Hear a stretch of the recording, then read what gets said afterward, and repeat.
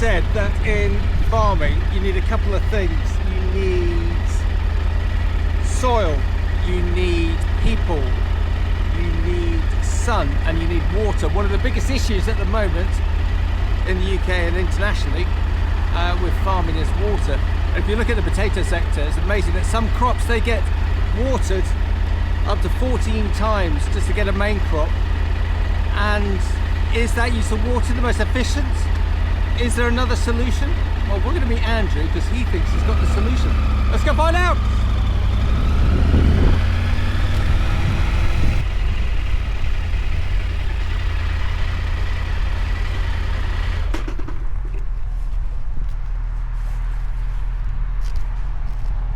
Good morning, sir. How are you? I am very well. Good. We left a gap big enough for a BMW, and you've now got a Triumph. BMW? I thought you had a BMW that the boys were selling. I did back in the days, but never got to it. Good. It's filming now, just a pre-warning. You're looking fantastic. No, I've made an effort. Max, it's either overalls or pink shirts. You should know that. You should know that. Things. No, very, very good. Yes, so we've been here 5 years. We share the site with a local vegetable grower and bits and pieces. We've just, our biggest opportunity I could ever have, we've just put 30 acres of drip on leeks. Never done leeks before, so this is our system straight out here. And I just had to leave and say, look, if you're growing leeks in front of my building, we've got to have a go.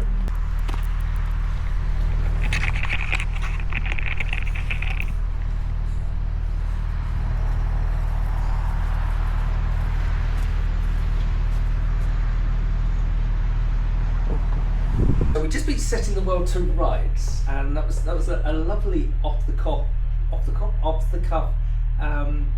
conversation. I've really just been educated by Andrew as to where we are with irrigation. So how are we going to start this, Andrew? I think there's a sea change happening in the sector, and I was using buzzwords like sustainability and carbon neutrality, but there is this fundamental issue that I don't think, now I can say this, you can't, I don't think the potato sector and the veg sector is overly sophisticated when it comes to irrigation. It feels like the machinery side has adapted, the tech side has adapted, the agronomy side, the seed breeding side has progressed, has evolved, but not the irrigation. We just seem to be doing irrigation in the same old way, and that's the issue that we got. On the radio this morning, they're talking about all the issues in mainland Europe with wildfires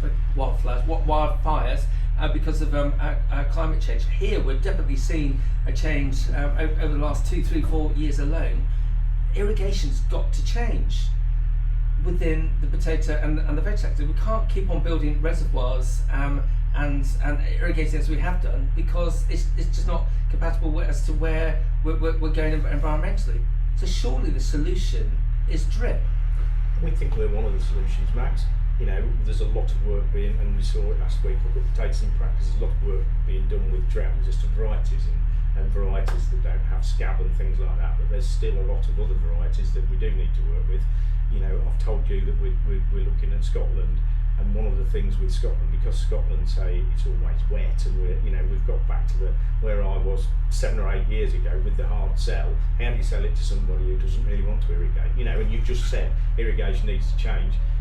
In a funny way, irrigation's probably been one of those necessary evils with a lot of growers. You've got the big growers who have lots of land and lots of big irrigation systems who have got very, very good sophisticated systems. You've got other growers that are in the I shouldn't say the lower divisions, but other growers who need to irrigate. Their varieties need water, but some of them will say, well, we've got an irrigation, we'll pull it out of the shed if it's dry, and if it's not, we'll not use it. And that's what I was up against when I first really started trying to sell kit. Yeah. You know, well, sometimes we use an irrigator, sometimes we don't. And you know, I have this saying now, well, you're not buying irrigation, you're buying insurance. insurance, Max. To ensure your crop is good enough for your end customer and the supermarket, then you've got to buy insurance. You don't think about buying insurance for your cars or your tractors or your machinery. That's.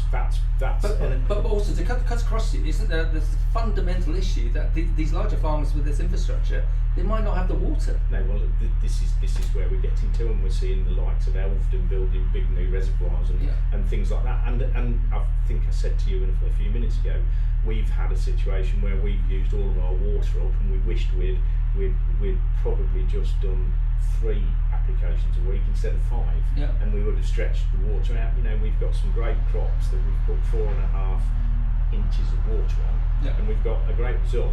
But we've done that with a limited amount of water, and very rarely have we. I in my history as an irrigator since I was 20 years old on the estate at Nocton, I've never remember a season where we've run out of water so early and it's been so dry for so long. Drip traditionally, we'll have a burst in the spring. Springs always seem to be getting drier, and we'll get the potatoes planted, and we'll have a burst of drip, and then we'll perhaps have a couple of weeks in June, July where we get some rain and a couple of inches of rain, and it stops us, and then we'll come back later in the season and have another go, and that's always how it's worked. This year we've used our 4.5 inches of water, and we've kind of had to stop. The potatoes are not dry, but they're not finishing off as they could. So, you know, to come back to your changing, when I started selling drip irrigation, I thought everybody was going to sell their house reels and would go down the drip route. The reality is we're still 1 or 2% of the UK potato acreage. Where we find our customers, we've got customers who it fits in very well with because it works good on their varieties, on their soil type, on their system. We find a lot of growers who take on another farmstead or something like that. It might be 40 minutes away, so they don't want to take tractors and men across there, so that works. Also, we find that people who've got pumps where they take on another farm, the capacity for the pump's not very big, and we can build a system that fits that capacity. So if a hose reel irrigator works on 60 cubic metres an hour, but the pump there has only got 30, they can't use a hose reel, but we can build a drip system that has 2 valves that work on 30 cube an hour or whatever, and we can run that. So they're the kind of that's where we kind of grow.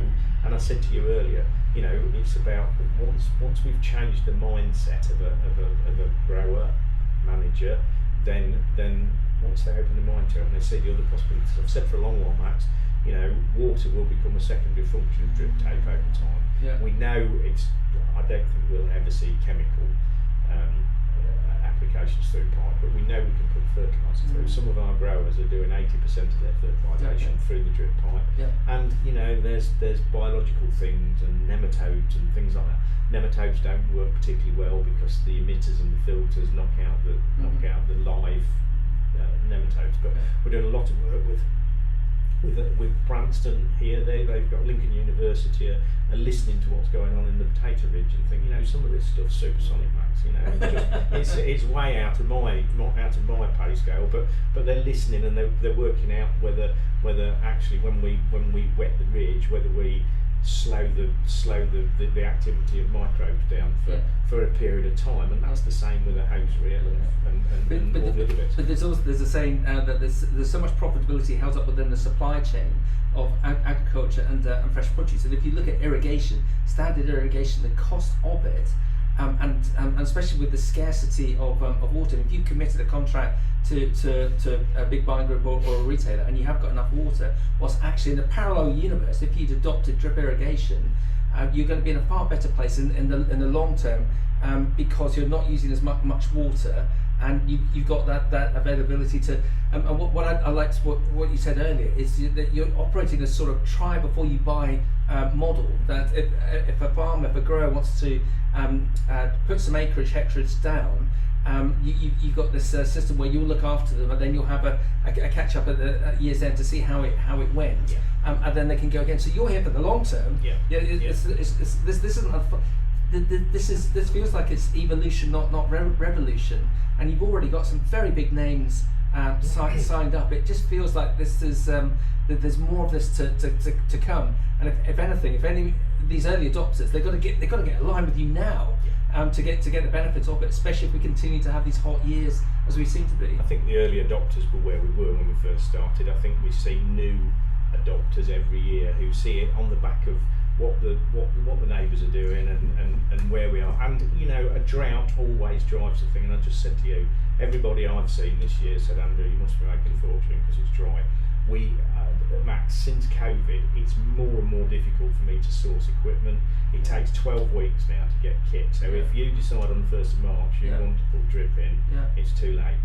You know, and I try to move my busiest time of the year really is November, December and January, because that's when we do all of our work is built together there. And by the end of February, you know, I pull my overalls on in March, and I don't have the time to be out there and trying to make that, put things together. All of my work needs to be done in here before then, but you know, I have just said we've just done a couple of jobs this July that we never ever dreamt that we'd still be selling or rolling out equipment in July, and that's not into potatoes obviously, but into different crops because it's been so dry and that so people are being driven into it. But you know, it's I've always thought that the supermarkets and environmentalists would reverse engineer things for us.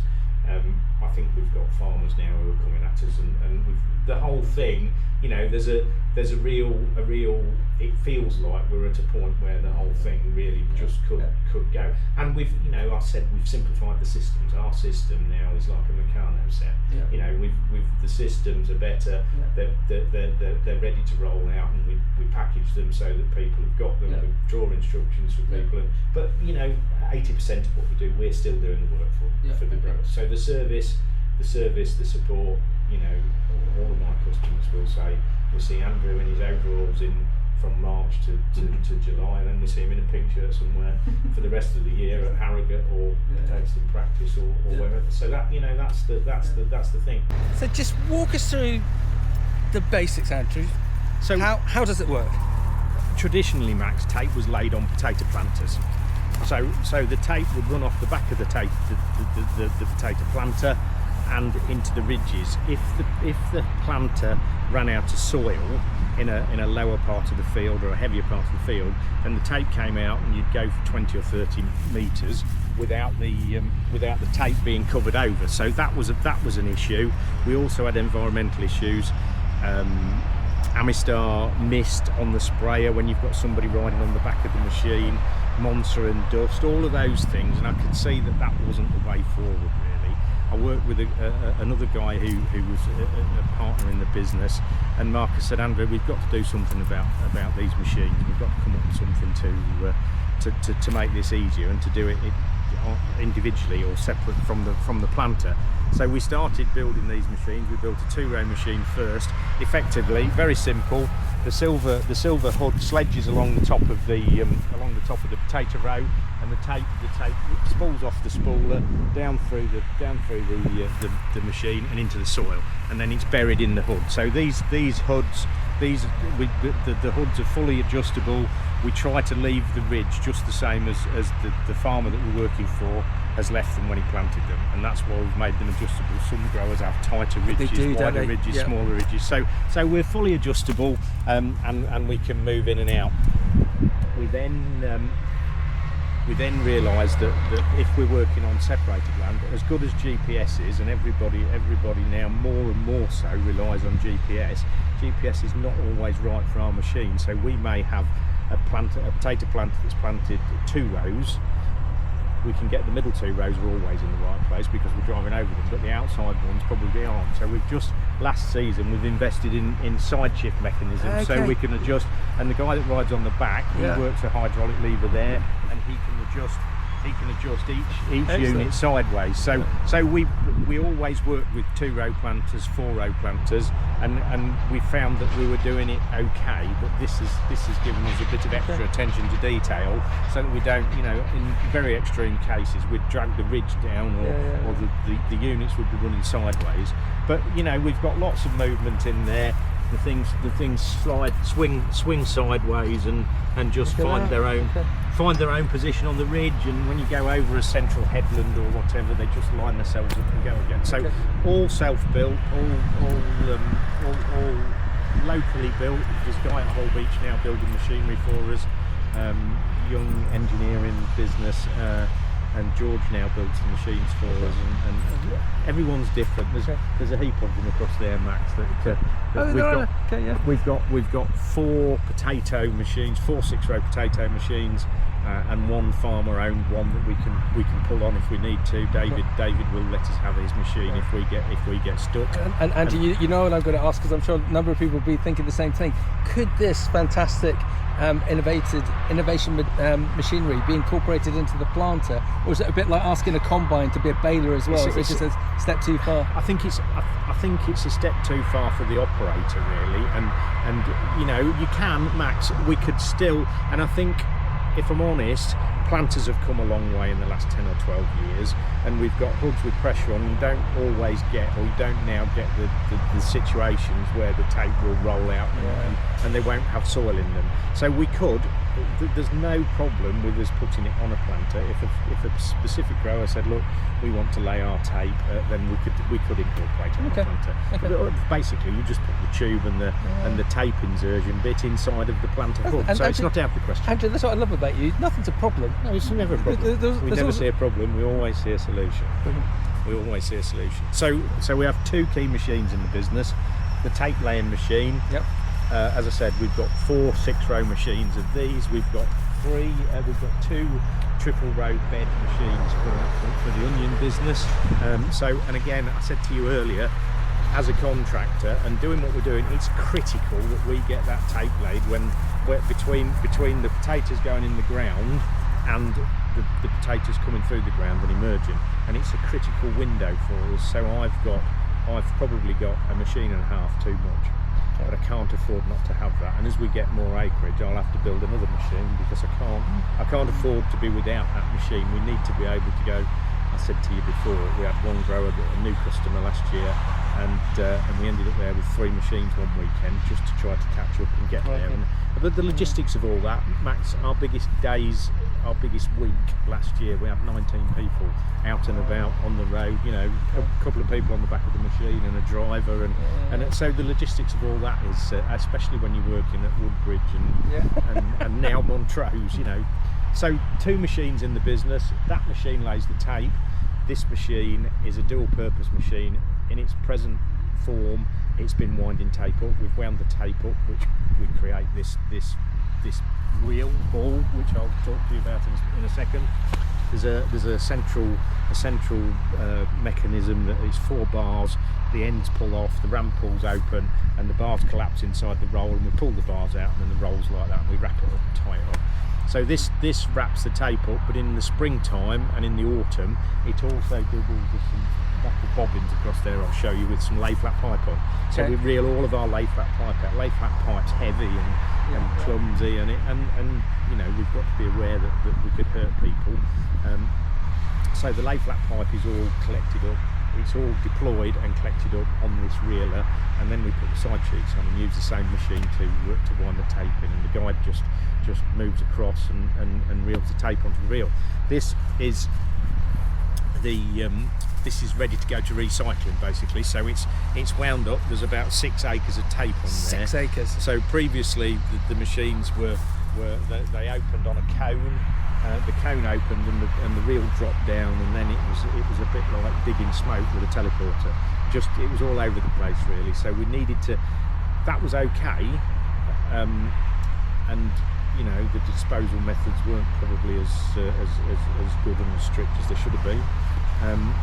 We need to get this to a processor, and we need to present it to them in a form that they can deal with. You know, if we take this other stuff in a tipper trailer and tip it all over their yard, it goes for yards and yards and yards, and it's all over the place. So we developed this central bar system, and now we tie the band strapping on one of the bars before we put it through. Okay. Pull that through and strap the roll up, and then we can pick it up with a forklift, put it on an Arctic lorry. We can get 40 of these rolls on an Arctic lorry, and they go up to a place up on home on Spalding Moor, and they process it, chop it up into little granules. America, Spain, Italy, I believe, Netafim are chopping the tape up. and reprocessing it. So that we've got tape in our building here, which is 60% recycled tape and 40% new polymer. Excellent. Now I'm not a plastics expert, but they tell me to get the strength and the durability from the new tape, you've got to introduce new polymer. But it's a huge amount of drip tape across the world that is being recycled. That's fantastic, and especially when you look at the problems of plastic. I've used the example previously with work I've done in West Africa, when plastic has been put down for pineapple production, that when the farmers 18 months later try and pull up the plastic, they only get 60% of it, even though they're hand picking, and the rest goes into the soil. And some farmers are actually just ploughing it in and ploughed it in for 30 years, whilst here 100% of yours is recycled and then comes back in. So Netafim are working very, very hard at that as a business. You know, they're a big environmentally aware business, and Netafim for me now, we work out how much tape I bought from Netafim at the beginning of the season, and they pay the gate fee for the recycling. So we don't charge the growers for the removal and the recycling. Sometimes, depending where we are, such like, there's a little haulage charge, but it's I wouldn't say it makes it more attractive, but it's one of those things that used to put people off, and that's a step change for us, really. Excellent.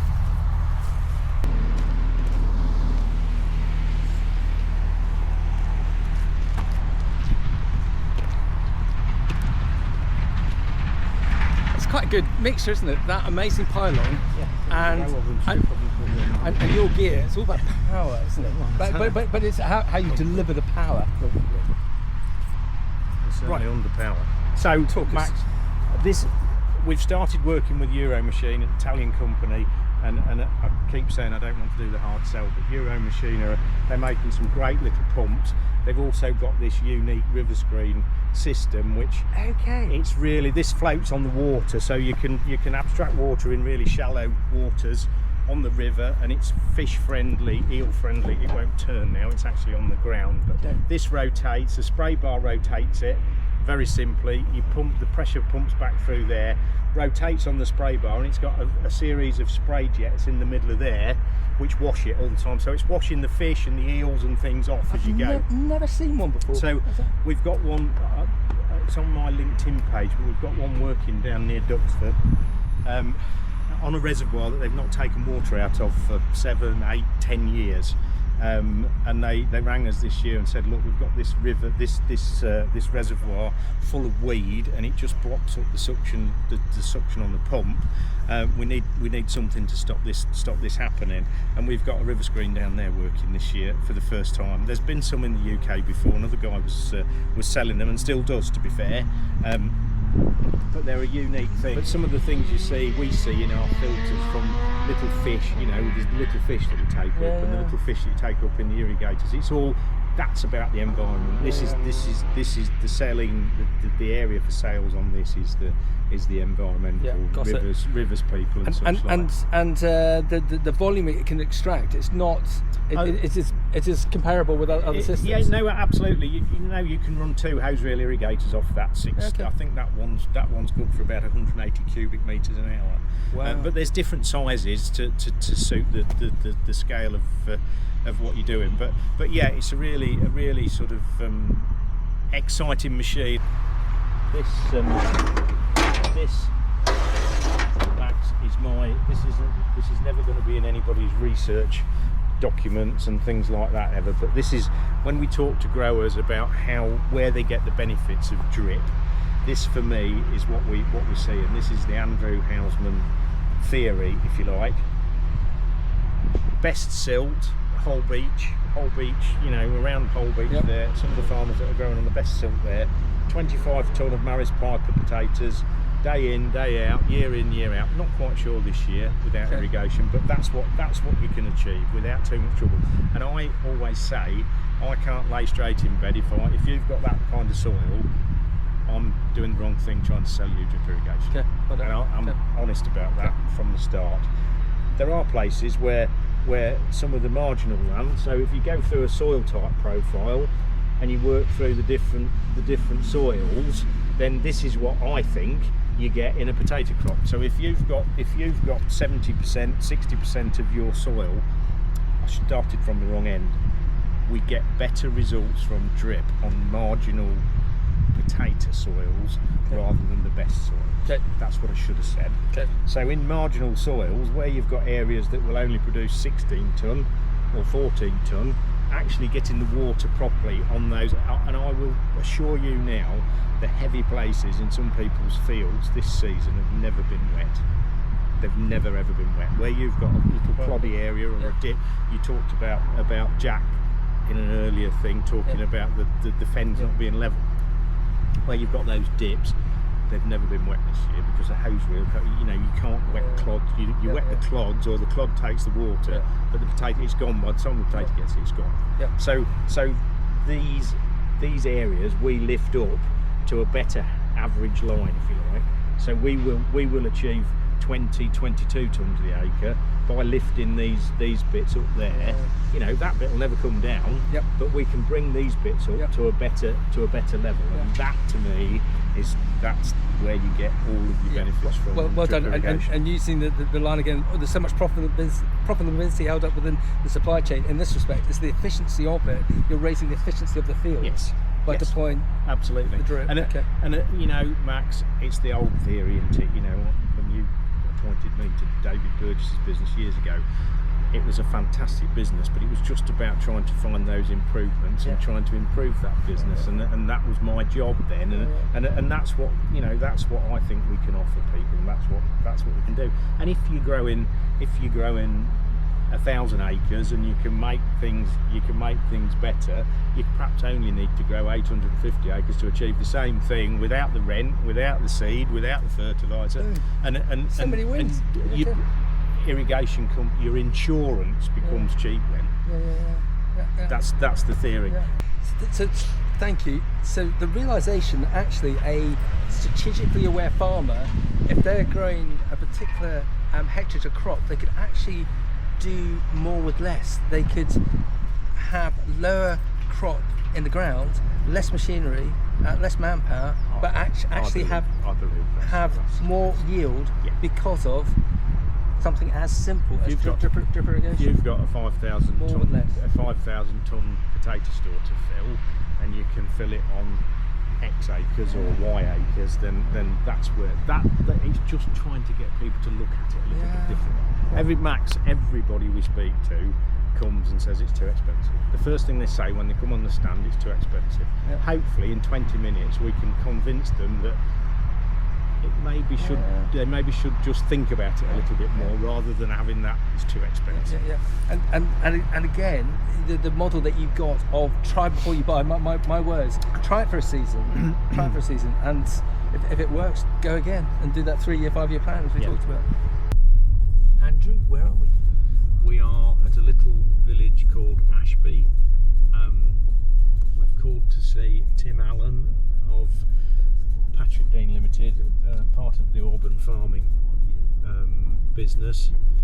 Tim, I'm just not quite sure when we must need to be chasing him up the field, I guess. This is I think it's about 100 acres of drip irrigated potato. You can just see on the ends backs where the water's not come to. Look where the darker rows are. That's where we're not getting more. The irrigation, the tape stops just before it finishes. But that's the difference between the crop that's not had water and the crop that has. So Tim will tell you what sort of acreage he's working on and where he is. But we've installed 400 acres of tape for Tim this season.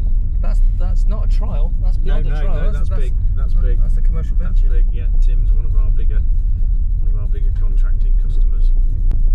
And the soil type here?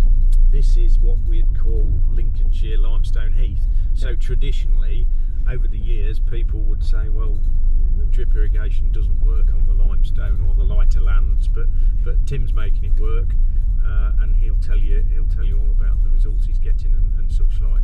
But yeah, it wouldn't. Traditionally, people would say, well, we shouldn't put drip irrigation on there.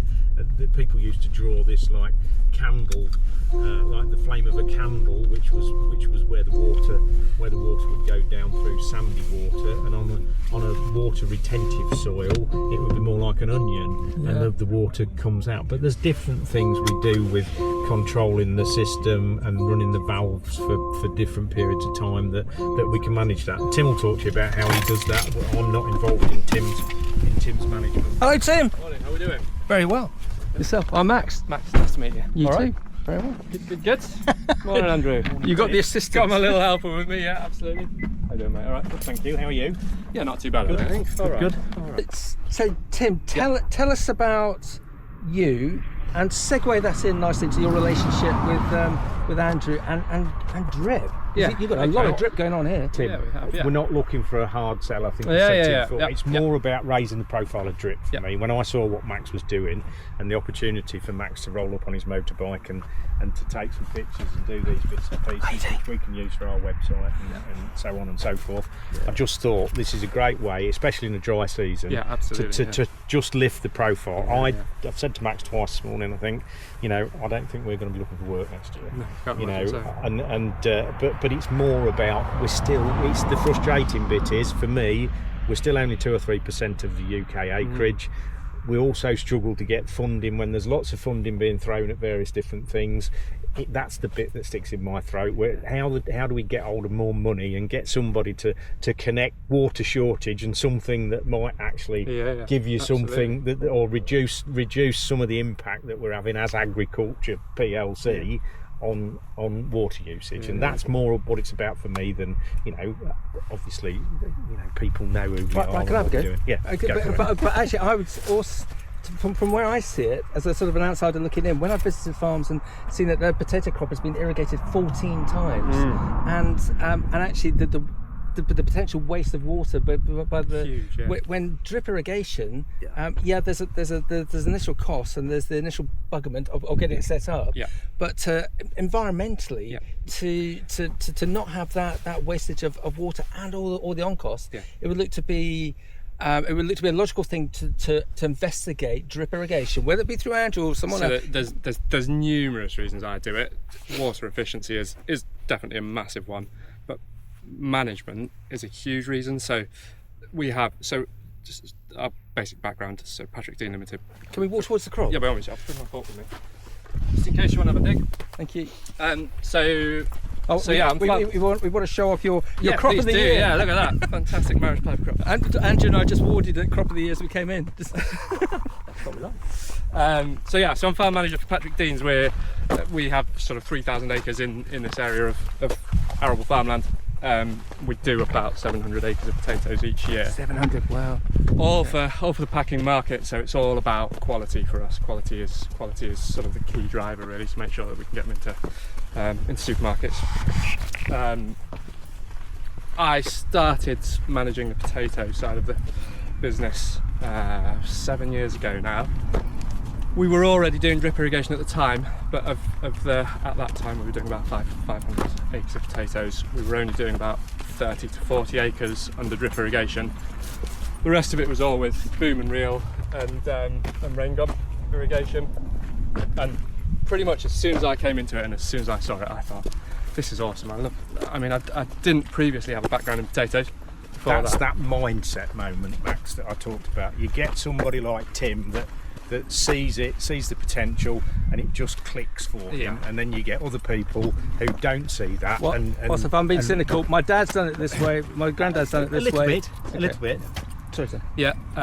So year one when I came into it, we were doing I think about 35 acres of drip irrigation, and I've just built on it over the last 7 years. So we're doing about 400 acres this year under drip irrigation, and then the remaining is under boom and reel, so about 280 acres under boom and reel. As I say, that water efficiency for me is massive, especially on a year like this. Can you throw a rough figure? I know it's going to be different from year to year, but just as a... So we still use as much, if not more, water on drip irrigation. Okay. We don't use it as a water saving technique, but I feel like we're putting the water where it needs to be. So boom and reel, you'll do a 15 ml application on a bright, hot, sunny day. I mean, I don't know how much of that you're losing through evaporation, but an hour after going through the field with an irrigator, you can walk through it and the ground's dry. I would, estimate 40-50% evaporation, I would have thought, on a 30-degree day. Tim also is on the Lincolnshire Heath, Max. We talked about the Lincolnshire Heath. Traditionally, I wouldn't have had growers who said we can use drip on sand because the water's going to go through. That's probably where Tim is with his application, the volume of application. Tim's still needing to use as much water because he's wetting something that doesn't want to be wet. Where on the silts that we're working with 20 miles sort of southeast of here, it's a different story. And Tim will have some land that's got more moisture retention that probably wouldn't use as much as a hose reel. But that's a little bit soil type there in the effect of what Tim's saying about using the same. So understand that. So the next point is the benefits in the respect of yield. Are you seeing an uptick? We tend to see slight marginally higher yield with drip irrigation, but as I said before, for me the massive thing is quality. So we have some sort of good Maris Piper land back at home, but we have to rent in quite a lot of slightly more marginal Maris Piper land, and having the ability to constantly have a feed of water at scab control time, which is that sort of really key time for us as a packing producer. On more marginal land where the water holding capacity isn't quite so good, it means that we can constantly be turning it on and off as and when we need it. And Tim, I need to apologise. I remember I was a grain trader a gazillion years ago, and I remember an old boss saying it's profit through sanity, not volume through vanity. And I'm going to ask you the most stupid question: volume? Do you get more volume off drip irrigation? And as you were taught back, no, it's quality, because it's exactly quality and taste that sells, that's not volume. The main driver for us is quality above everything. So really. just to put words in your mouth, and I know it's not this hard sell. You see better quality through drip irrigation than we can manage the quality better because of insurance. It's insurance. It is an insurance. How many policy. times have I said insurance? Policy. It is, and I mean the other thing is, so management for me of irrigation is a massive hassle. No matter how you do it, it's an absolute pain. This field, for example, is about 30 hectares. If we were to irrigate this with boom and reel, it would probably take 6 to 7 days to water the entire field. And then we pretty much be straight back in again, irrigating again, whereas with drip irrigation we can water the entire field in 24 hours. So that means that we don't have to plan for weather events, that's sort of weather forecasting that is so unreliable. If it rains tomorrow, we can turn this irrigation off. We don't need to worry about it. If it doesn't rain tomorrow, we can turn it on with just a switch of a handle, rather than you're constantly planning almost a week in front of yourself with boom and reel. And that for me is another massive efficiency, where we'd be applying water where we don't necessarily need to do with boom and reel, because we're working off forecasts rather than because we're actually working on what's going on in the ground, which is the case with drip irrigation. So it's literally a case of you come into a field, you'll have a dig, you'll say, okay, it's a bit dry, let's turn it on, let's give it an irrigation pass, or it's got plenty of moisture there, we'll leave it for another 24 hours. And James, one thing that we haven't talked about is the soil health and the respect of compaction.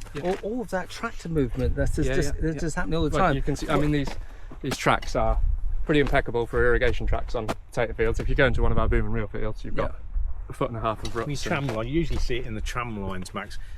Unfortunately, if one of these gets broken, it usually happens on a bloody tram line because the sprayers come over it, but you can usually see the tram lines are so much better and clearer and cleaner. We work pretty hard to make sure that our all of the connectors are off tram lines, basically. So that's, as Andrew says, if you do break one on a tram line, then you can get in a bit of a mess, but this is a tram line and seem to have missed I nearly walked by it. Exactly, And we've not even touched on something that is more apparent up in Scotland, because it is hillier and slopier, and we haven't talked about tape types, Max, but we're looking at pressure compensated tape up there. So you've got tape that's the pressure's the same at the top of the hill and the bottom of the hill and the end of the emitter and the far end. So that's going to change a little bit with the Scotland thing, but runoff in Scotland, you've got slopes, you've got Herefordshire where we're going across there on this tender stem broccoli. Runoff issues in Herefordshire are just huge, and all those environmental things that you can't see see any water. Not even slopes. So we can pretty much tailor our water application to infiltration rates on our soils. With drip irrigation, we can put it on for 4 hours, wet the soil up nicely, at which point the soil is sort of at water holding capacity. Then we'll turn it off again. With boom and reel, because you're constantly under a time pressure, you're putting on 15 to 20 mil because you think that'll last you about a week. But a lot of the time, that's not matching the infiltration rates of the soil. So the water will be hitting the ground, you'll get 10 mil into the soil, and then the rest of it will be running down the field. So it's just another efficiency I find with it. That you can tailor what you're doing, and I guess it's just sort of attention to detail that I really like about it. And it's just I love it. Have we got an interloper? Andy? I was just listening in from the side. How are we doing? Hi Andy, long time. Yeah, good to see you. You too. See you. Right, Andy. Now then. So I'm just going to throw you under the bus. What's your views of drip irrigation? In the right place, in the right circumstances, it's absolutely brilliant. No doubt Tim sort of filled you in on the turn on and offable bit of it, really, in these extreme drought times, and when water's limited, it can make growing the right amount of potatoes in the right area really interesting, really. I suppose it's, as everything that Andrew and I were saying earlier, it's just about being smart, isn't it?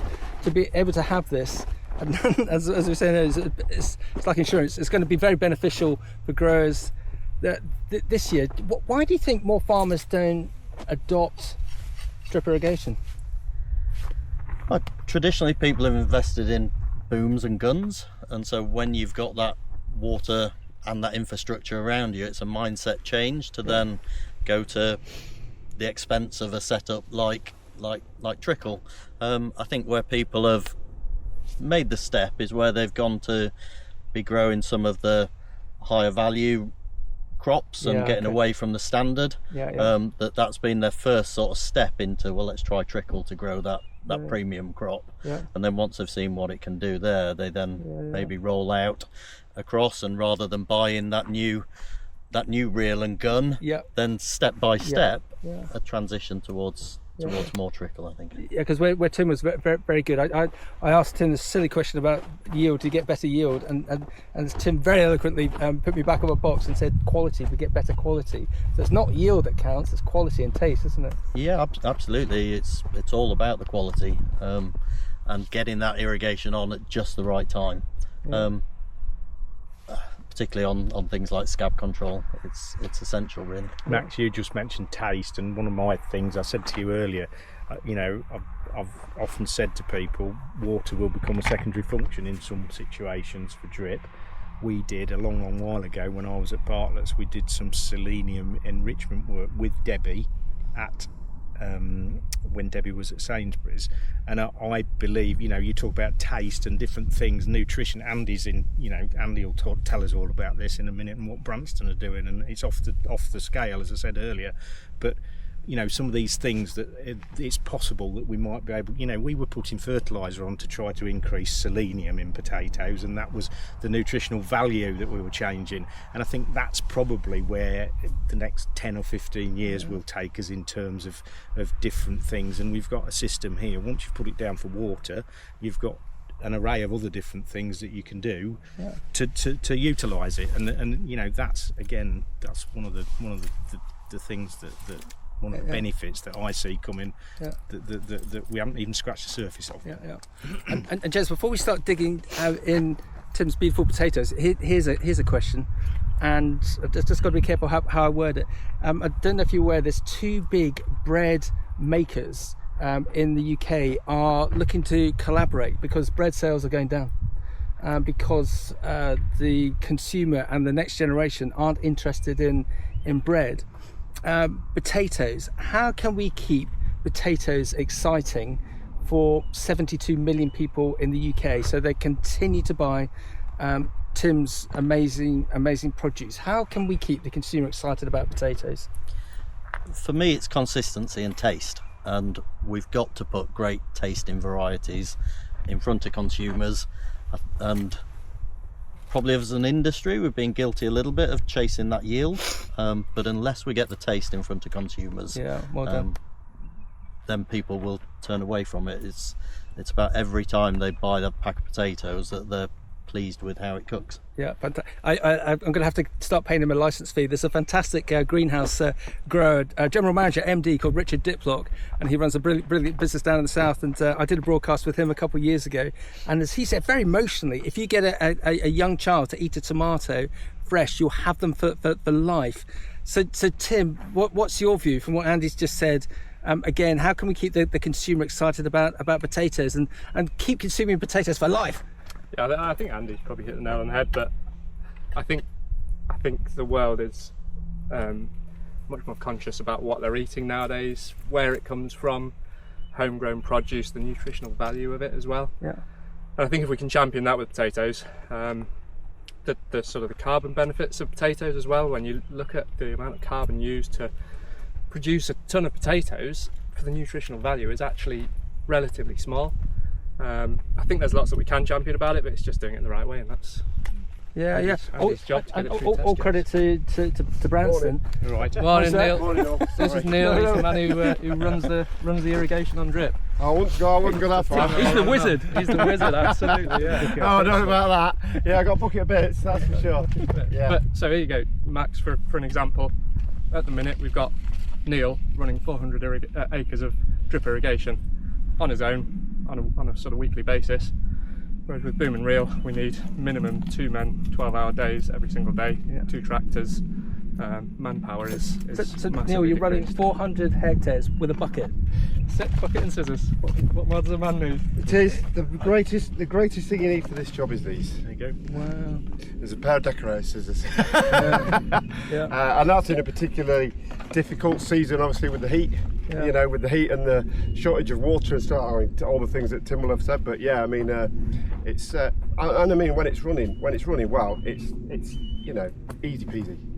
Max, you need a little bit of skill as well. Neil's not wet, look, but if we gave you a joiner and said, Max, you put a joiner in that pipe, there's a fair chance that you would be wet through all the way back to Bury. I mean, this feels on at the minute, so if you'd like me to open the section for you to have a trial, you're welcome. We have plenty of it. But did you start off at 5 foot tall, but as he got wetter, now you're the 7 foot 10. As you rightly say, there is definitely there's a knack and a skill. There is definitely a skill to putting the joiners on when the system's on. A skill to it, but people pick it up. And they do. It's you know, I enjoy it. Actually, I enjoy it. It's great. It's very rewarding. I go around and you know you get the crow pecks and bits and bobs and that, but as a rule, yeah, it's just a case of keeping on top of things. Yeah. And then you know you get tractors hit things, pipes get blown off, stuff like that. But again, you just keep on top of all those, and you get a very good. I mean, I like to come to the fields and I like to see that the runways and the things, you know, that we haven't got big floods and anything anywhere or leaks everywhere, because that way then you know that you're doing the job right. Timmy's a good man, isn't he? But then again, it comes back to what we were talking about, and it's the sort of people that you need interested in the job. If you get people who don't care about it and aren't interested, then the job won't be done well. Absolutely. So, Yeah. So here goes the big question. What's your favourite fresh produce? Potatoes. Thank the Lord. I'll pay you later on. I'll leave you all to it. So I'm just going to have a wander down, check all my collection. Can I come and take your picture in a minute? Absolutely, yeah. Neil, I've got a question for you. How many acres do you want next year? Well, I think we're doing 700 odd, am I right, this year? So we want about 800, 900 next year, yeah. Good answer. Andrew, get the paperwork. It's just these guys have got to get the fields, I'm afraid. Thank you, Neil. No worries. Thanks, Neil. So Andy, just coming back to Branston, we mustn't ever overlook, because you're really good on the marketing, the promotional side. And I know it's not quite your discipline, because you've got all your marketing colleagues that do that. What's your take on where the consumer is going with the humble spud, with the humble potato? Well, you said, how do we keep people eating potatoes? And some of that is around the innovation and convenience. And we put a lot of investment into the different convenience packets and the different formats that people can eat potatoes with, whether it be mashed potato, baked potatoes, just ready to go sort of straight in the microwave, or some of the garlic pouches and things. You got my mouth watering now. So there's so many different ways that we can encourage consumers to buy into potatoes, and yeah, the value of the pre-pack is important. But if we can just give those little ideas of all the different ways that potatoes can be used Yeah. through the convenience, then we believe that some of the convenience then comes back into the fresh market So as well. again, that's Andy. So again, that's what Branston are very good at. It's my word of the day: over and above collaboration, you're evolving. You're seeing what the consumer is wanting, or you're presenting to the consumer new ideas, seeing how it goes. Like the patch ideas is fantastic. And then from the grower perspective, it's about crop utilisation, to be able to wring out every bit of value out of the potato crop that comes in. So the very best goes into the fresh pack, and then down a scale of different processes to get all the value out, and ultimately, if nothing else, they go into the biodigester to produce electricity for the factory. So it's trying to extract that maximum value. And this is what I like about this collaboration, that we've got a powerhouse like Branston, we've got a powerhouse grower like Tim, growing quality for the end consumer, and then we've got very innovative people like Andrew coming up with solutions so that you can grow even better quality, Tim. Absolutely, yeah, absolutely. No, I mean, we're sort of developing our relationship year on year, aren't we, Andrew? But I think I said to Max earlier, Tim, you know, a lot of the bigger businesses around and about, well, I guess in the country, we only see what we do here, but contractors are not really just people that come in and out anymore. We're part of your business, we're part of Andy's business, we're part of the Dyson business, and we, you know, a contractor now is somebody that has a different skill set that you use for a period of time, and that's how it works, and that's how my business works with all of our customers. Really, it's almost like we're going. Sorry, Andy, like down the automotive sector. If you look at the BMW Mini factory up at Brum, they have an open book relationship with I think it's Bosch who does the wiring. Don't know who does the tyres, but it's all JIT. It's all that's one. Sorry, Andy, I cut across you. No, I was just going to say, Andrew touched on it earlier about just scratching the surface on what we can put down the trickle tape as well. Yes. So whether it be nutrition to try and drive a lower carbon footprint, or delivering biology through the tape to get that biological life within the soil really working for us.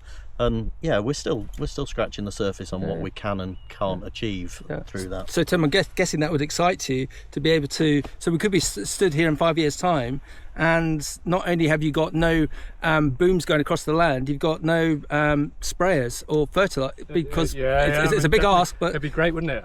The cost saving potential is huge if you can go down that route. But again, the efficiency, the targeted application of nutrients would be fantastic. I think you're not wasting it where you don't need to be applying it. I mean, runways, for example, corners of fields, you're applying where you don't need to be applying fertilizers. If you can get it to the roots where it needs to be, then Max, it comes back to the CUPGRA thing. It comes back to us only being 3% of the potato acreage. If you got a really, really smart agronomist somewhere who could draw a prescription for Tim's crop of potatoes and say to us, on day 12 you're going to apply this, on day 18 you're going to apply that, and so on, instead of putting a blanket fertiliser application on here, Tim would have a prescription, if you like. And that's where I see drip. There's loads of places that I see drip going and going to. And you can see it on the app, can't you? In 4 or 5 years' time, this patch over here needs more fertiliser. This patch has got a bug problem, we're seeing that a little bit with water sensing, and you know, Peter White was up at Potatoes in Practice with us last week, and Peter was talking about the pump that we had there, and Peter said, how does this pump work? I said, well, this pump's almost clever enough for your sensor to tell it when to start. Neil, come here. You hold that. Andrew, keep talking. So just hold it up a bit. Come in a bit. Keep talking. You know, Peter's pump, Peter's sensors, which I think I've seen one in here somewhere. Peter's sensors and the developments in them will almost be clever enough to tell us, to tell the pump to start eventually. We can start pumps with text messages now, but it's all very basic, simple stuff. But that's the kind of thing that I think we're going to see as well. You know, the next 10 or 15 years are very, very exciting. Very exciting. And sensors go beyond then the water, go into the nutrition and understanding what the crop's using when. And it's all of this technology that is really the question of when to adopt it in what is a high value crop, adopt too early and you're at risk, but adopt at the right time and there's some real savings to be had. I think that's been the danger before, and you know, we've all done it now, not just me, but the other companies as well. We've simplified drip. You know, you have to get people on the first step of the ladder before you can take them up there to do those other things. And you know, Andy, you're only 2 or 3 seasons, 4 seasons, is it now, into doing bits, but you're challenging me to do different things every year, and you know, likewise with the relationship that we're building with Tim, and that's where that's for me, that's the frustration in us not being, as an industry, and I can't do acres and acres more, but the industry could have people, and you know, that franchise model that we talked about, you know, that's the kind of thing that we could, that's how I see it growing. But it's not just about water, most definitely. Neil, thank you. Yep, welcome. Andy, just scare us about the size of Branston in the respect of the acreage, hectareage, tonnage that you're currently handling. Well, tonnage is probably the easiest number. Tonnage is probably the easiest number to go with. We're about 375,000 tonnes per year. 375,000 tonnes. Yeah, all for the consumer. Wow. That's across the 3 factories, Scotland, Lincoln, and the Southwest. But yeah, year round obviously keeps us very busy. And Branston as a business, it's obviously had a fantastic rise over the last 20 years. Has it reached a sort of a plateau, or are you going again? What do you think's the plan? That's certainly, it's a very exciting time. Lots of growth going on, particularly around the prep businesses and the big investment into the mash factory recently. Onwards and upwards. It's the adding value side again, isn't it? Just not, look at them, you can see the beautiful potatoes, so it's not just the potatoes, but adding value through the mash side. And that's value right through the supply chain. Potatoes that used to go to stock feed can now be turned into a product for the consumer. Okay, so things that were deemed a waste in previous years can actually now be very profitable. Yeah, and that's sort of the Branston model, to be able to utilise that, really. Okay, and Andrew, for the uninitiated, explain that lovely piece of black plastic that's going over the potatoes, please. Well, that's the tape. We use varying different types of tape. This is Tim majors on 22mm tape, which delivers a bit more water, and we can actually get a longer distance with the 22mm tape. So we can go up to 400 metres, where traditionally the 16mm bore tape was 250, 300 metres if it was slightly downhill. But you know, this field is reasonably flat. I don't know what distance you are from the header main there, Tim. So we push it about as far as we can. So we are about 400 metres from header to header, and then header on again. Okay. And question to the expert grower: water delivery. Surely it's more up at the pump head compared to the tailgate end. No, so it's quite a complicated system that we use. The water is initially brought into the field through a filter, a micron particulate filter. Filters the water, takes all of the bad stuff out of it, and pushes it round to different sections. Each section's got a pressure regulating valve on it. Okay. So that will. We talked about a system where you could pull the water out of a ditch at the middle of the field and go straight across, being the cheapest option. Yeah. Tim's got maybe 1,000 metres of lay flat pipe. We build a matrix effectively, Max, to match the field and the shape of the field. Obviously square fields are best for us.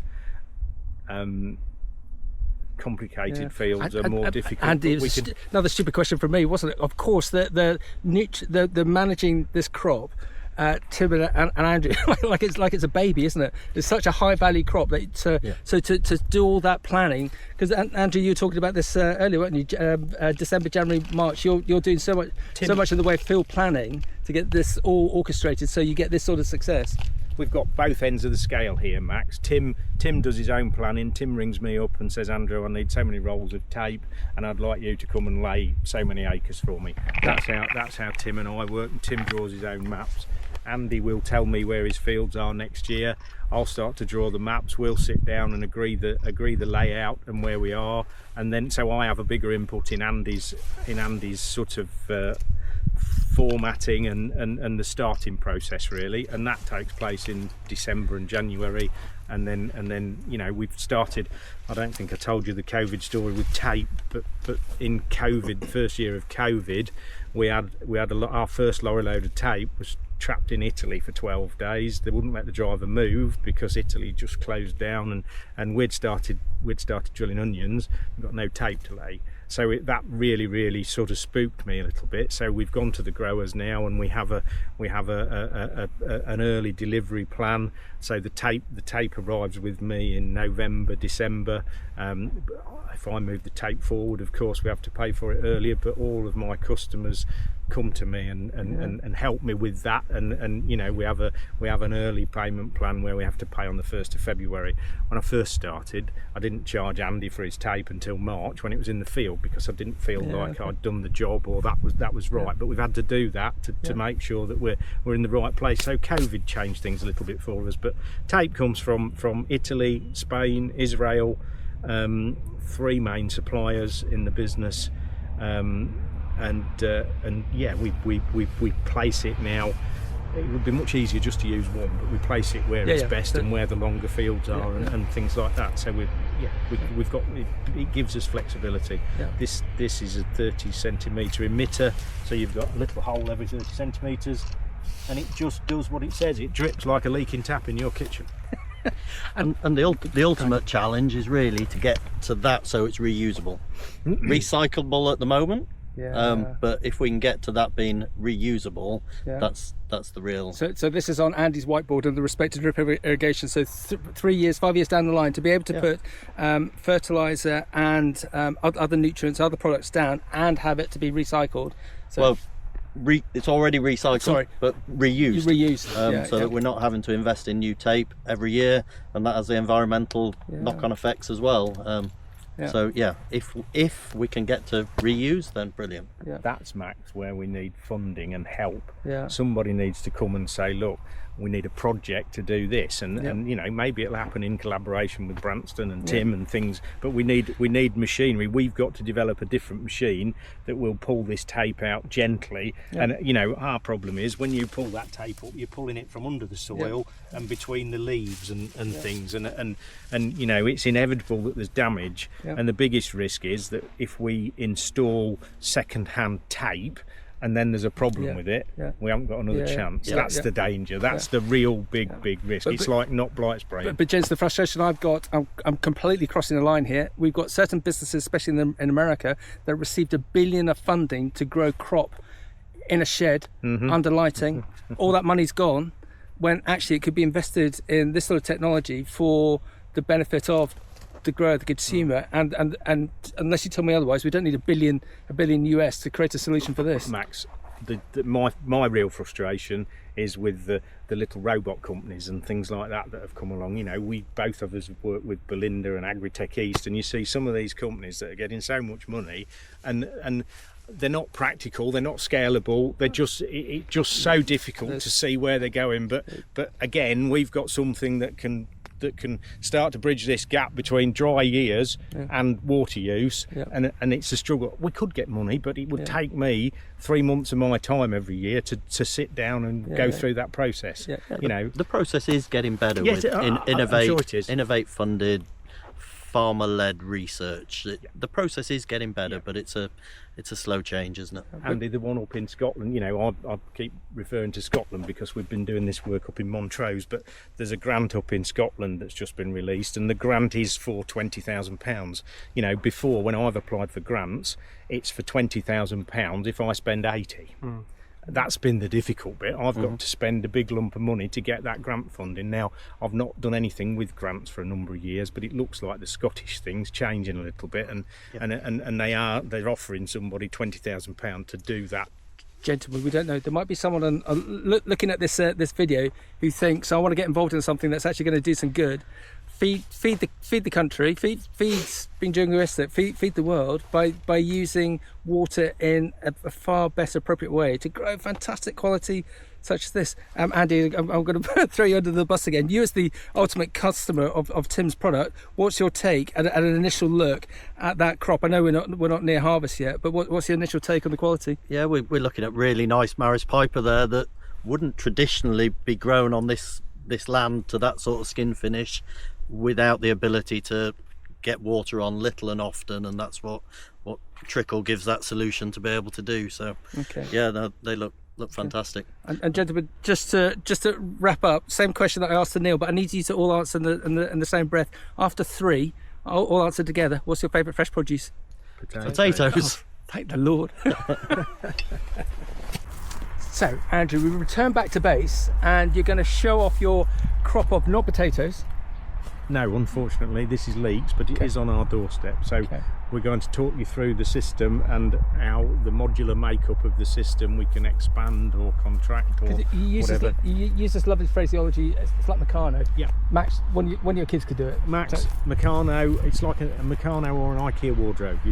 Everything's the same size, 50 metre lengths of lay flat pipe, 50 metre lengths of header main, everything fits together, and we've simplified it to that stage. So, and actually we came back and simplified it, and now we're starting to build in a bit more technology. So this unit here that you see, this reports to the cloud. This is what we call the Amiga cloud unit. It has a flow, it works off an electronic flow meter, so I can tell you in 7 or 8 different sites, Duxford, Woodbridge, Montrose, where we've got one of these working on a flow meter, I can tell you that system's running.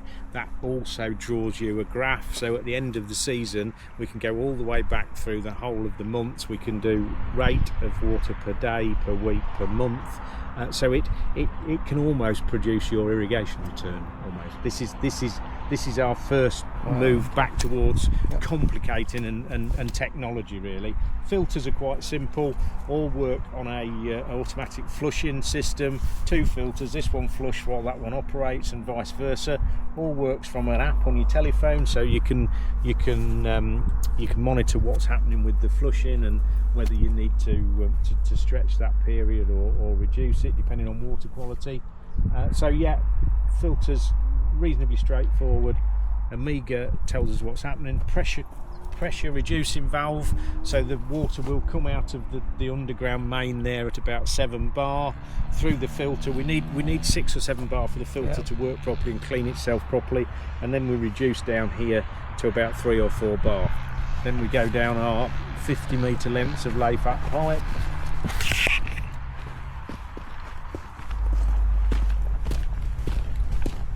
When will this crop be harvested, do you think? I think it's next April, May, Max. So it's a long-term leek crop. It was only planted 3 weeks ago. Okay. Yeah, where are we? Middle of July. It would probably be the 20th of July when this was planted. So it's looking quite well. Yeah. So high value crop, and you, Mr. Ms. Farmer, have to do everything possible to get the best from it. Yes. And this early stage is obviously, especially with establishing the crop. This was planted we worked with another company called Plant Tape, and these leeks were planted with this tape. I don't know if I can find you one that's just hard up. We'll dig one out in a second, but it's a tape. It's a plant tape machine, so it's a really fast planter. Plants a lot of plants in a day, and we've worked with the Plant Tape people up in Scotland on trees, down in Kent on trees. So we've done with the technology on the planter is something that we've played around with and worked with. We've not put it in leeks before. So water comes through the lay flat pipe, tees off, branches off out to the different valve sections. Here we've got a 50 metre joiner, so we've joined at 50 metres. We'll go down to this valve, so from here to there is 50, there to here is 50 between the two control sections. We'll go this way. These header mains, this is what we call Netafim's FlexNet header main.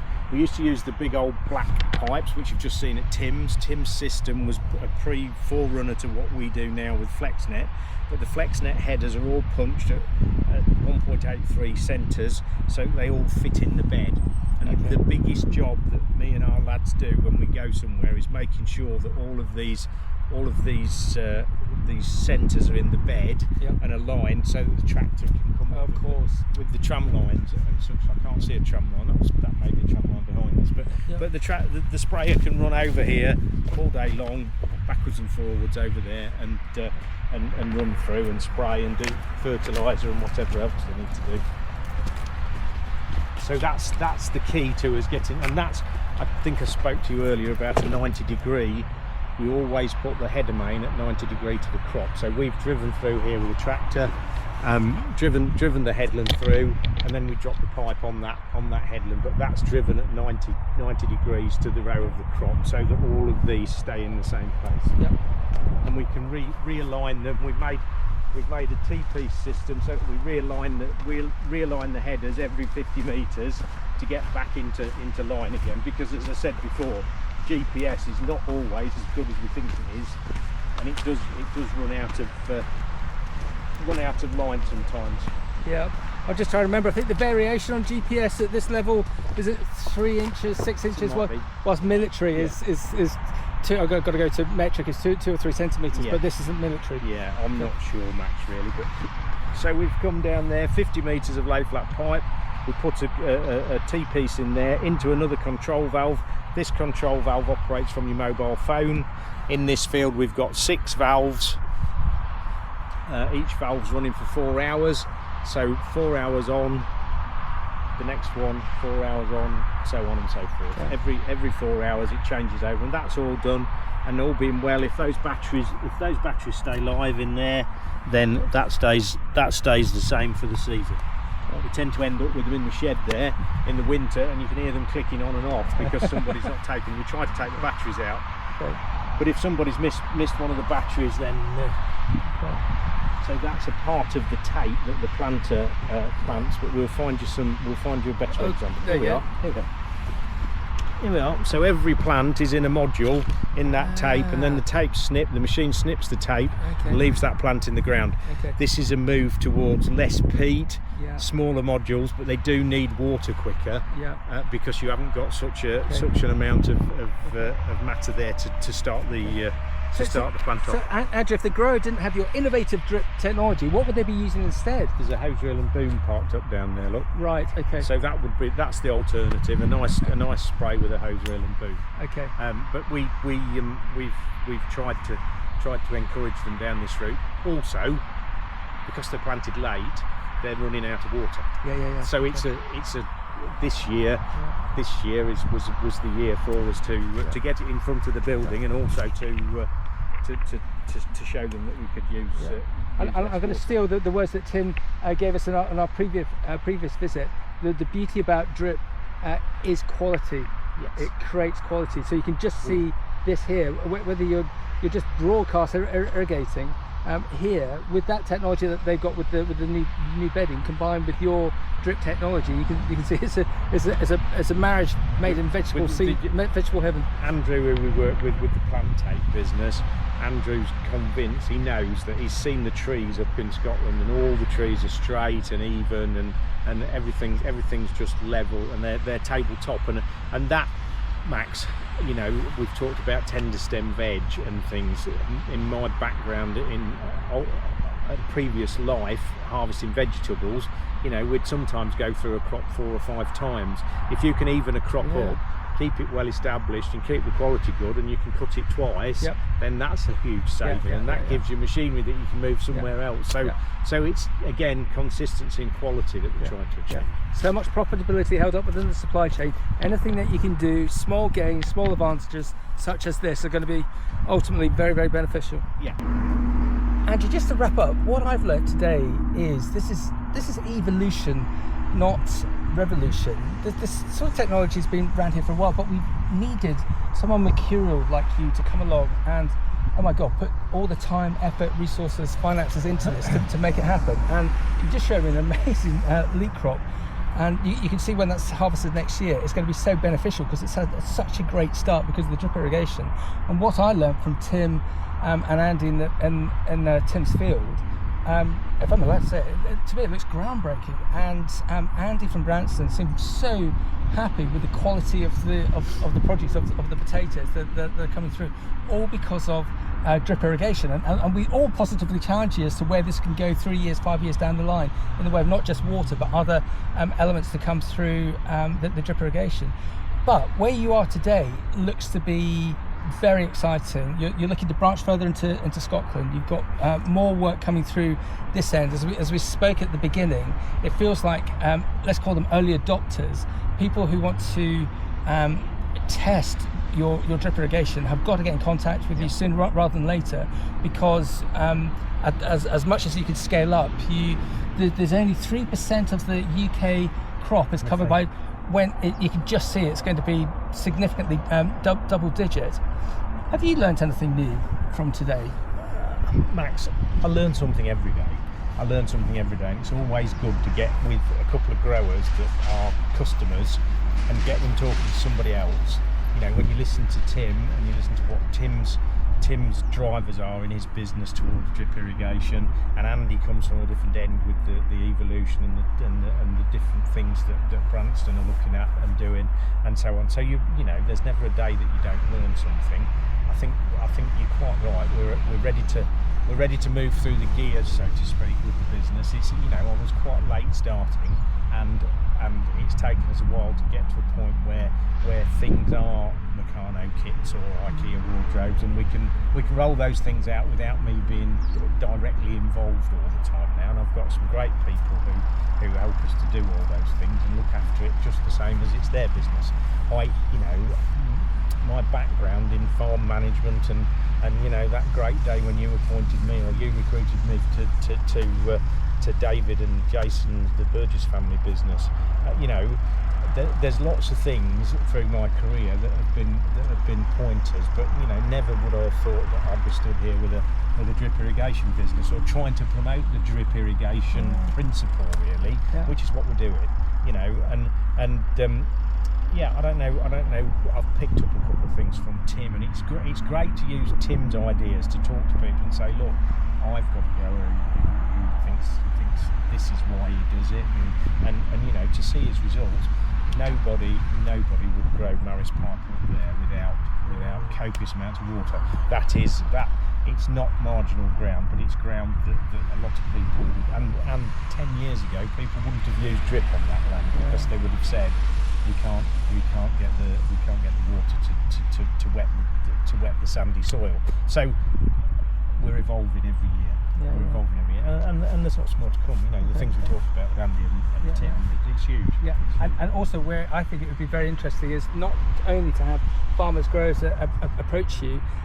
If there were companies that wanted to partner with you without putting words in your mouth, I think that would also be very, very exciting, because this could be scaled up very quickly across the UK and me be very excited also internationally. But you would need partners to assist you with that. I watch what some of the ag chem businesses are doing now to move into different areas and offer a bigger rounded package, and you sometimes think, well, you know, maybe these guys might one day start to offer this as a package.